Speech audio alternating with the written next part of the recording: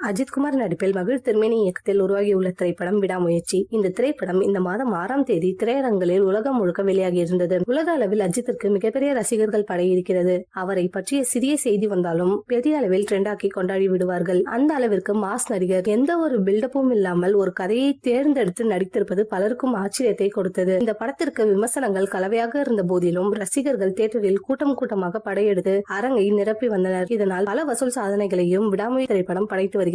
இந்த திரைப்படம் 2 நாட்களில் 100 கோடிகளுக்கு மேல் வசூல் செய்ததாக அறிவிப்பு வெளியானது. அதனைத் தொடர்ந்து உலகம் முழுக்க தற்பொழுது வரை 200 கோடிகளுக்கு மேல் வசூல் செய்துள்ளதாக கோலிவுட் தரப்பினர் கூறி வருகின்றனர். இந்த நிலையில் விடாமுயற்சி தொடர்ந்து வசூல் சாதனைகளை படைத்து வரும் நிலையில் இதனை பற்றி பெரிதாக யோசிக்காமல் தனது அடுத்த கட்ட வேலைகளை தீவிரமாக இருந்து வருகிறார் அஜித்குமார். தற்பொழுது வெளிநாடுகளில் நடக்கும் கார் பந்தய போட்டிகளில் அஜித்குமார் அணி கலந்து கொண்டு வருகிறது. ஏற்கனவே துபாய் நாட்டில் நடைபெற்ற கார் பந்து போட்டியில் 3வது பரிசை வென்றிருந்தார். தற்பொழுது மீண்டும் கார் பயிற்சிகளை எடுத்துக்கொண்டு வருகிறார். கார் போட்டிகளில் கலந்து கொள்ள தமிழக அரசும் முதல்வர் ஸ்டாலினும் உதவி செய்ததற்கு நன்றிகளை தெரிவித்திருந்தார். தற்பொழுது தொடர்ந்து கார் பந்தய போட்டிகளில் கலந்து கொள்ளும் அஜித்திற்கு முதல்வர் ஸ்டாலின் தன்னுடைய வாழ்த்துக்களை நேரடியாக தெரிவித்திருக்கிறார். ஏற்கனவே துணை முதலமைச்சர் உதயநிதி ஸ்டாலினும் அஜித்திற்கு தன்னுடைய வாழ்த்துக்களை தெரிவித்திருந்தார்.